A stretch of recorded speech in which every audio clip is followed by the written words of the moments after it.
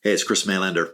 This is AHA with Chris Maylander, and this is going to be the last episode. There are now 17. And each one of these episodes has been designed with the intentional purpose of being a short point of inspiration or provocation to how you think about your own decision making. And I hope it's proven out to be a useful tool as you're in the car or running or on the treadmill or what have you, as something that is in this bite-sized, intensive, that creates a reflection in your own mind about, I might want to approach this issue in a different way, or here's some guardrails that I can use. I'm excited to announce that on the heels of this, another podcast will be soon launched, which is guest-based, and it's focused on interviewing individuals that I find particularly interesting and fascinating who have faced their own critical moments in decision-making.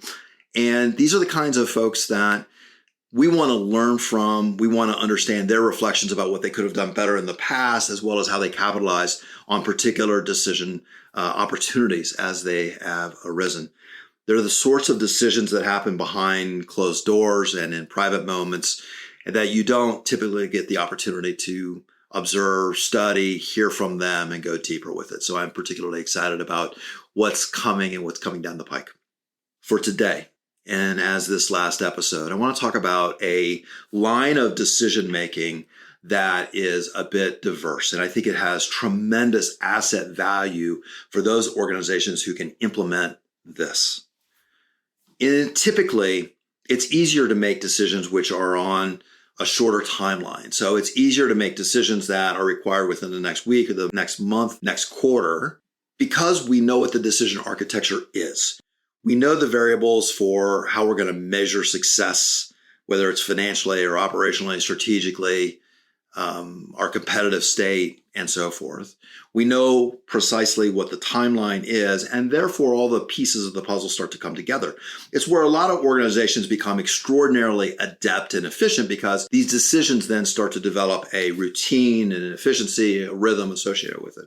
What they lack, however, oftentimes is that ability to create a decision architecture for longer range decisions, those decisions that are going to take 6 months, a year, 3 years, 5 years down the road. It's where they need to be much more creative, innovative, irrational, illogical.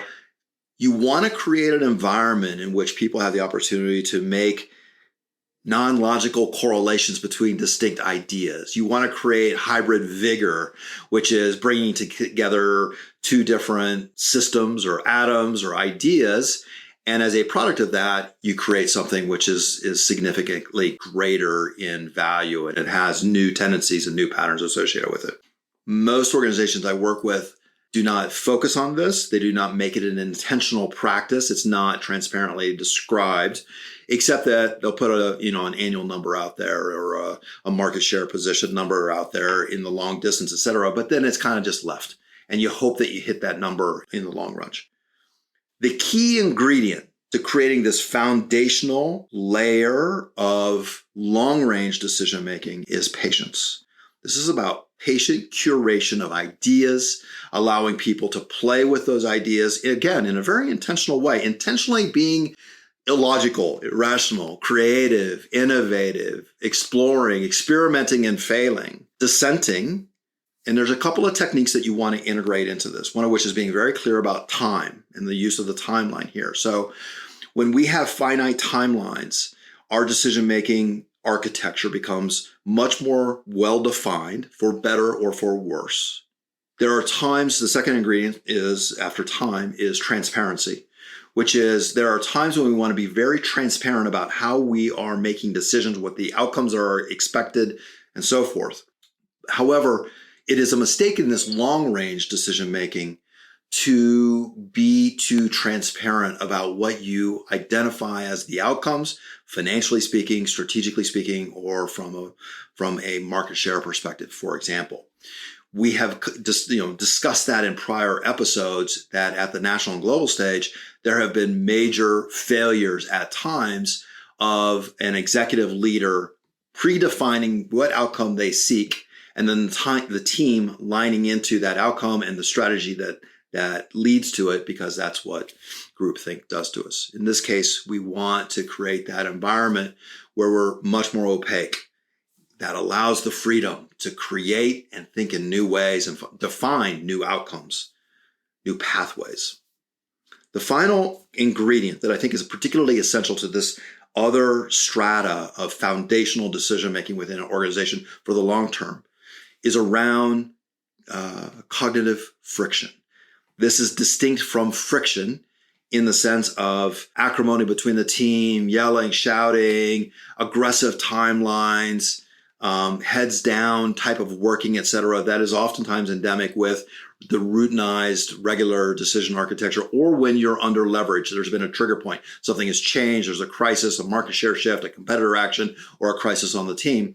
And people then take those more immediate friction-oriented steps in order to get to the outcomes that they desire. Cognitive friction is something different, and I love it as a tool, as a technique in the mix, which is focused on creating friction between logical ideas, taking regular patterns, regular frameworks for decision-making, and blowing them up intentionally, curating that on purpose to say, we need to take this apart, blow it up, and then rebuild it. What we're looking for in this instance is improvements in analysis, improvements in how a team makes decisions and debates, what the argumentation is. It allows the opportunity to see how a team and team members perceive, react, and think under different conditions. And then what you're doing is also preconditioning them for how they will respond when you actually are in the live fire event. When the critical moment is actually in front of us, they will have been preconditioned for how they respond and behave in those instances. By that point in time, we will have a game plan. There is a playbook that will be built for how we're going to deal with these situations. But the long road to getting there requires patience in intentionally setting up the framework for a looser decision-making architecture that favors friction, chaos, experimentation, non-linear pathways, and not predetermine or biasing the process by setting up the outcomes and the potential strategy for getting there too soon.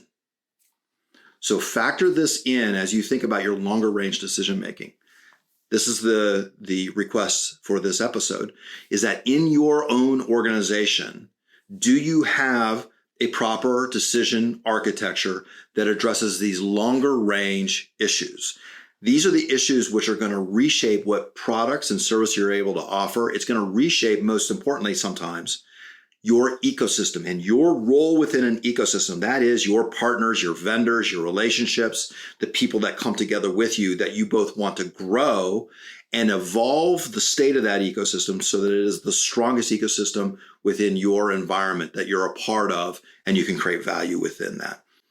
How do you create those ecosystems? It's not through a terribly logical process that is finite in its duration and has a lot of rigid rules. You do it through the intentional curation of a long-term arc with looser rules, but with the same amount of intentionality and healthy doses of patience. That's all for now. I look forward to talking to you soon.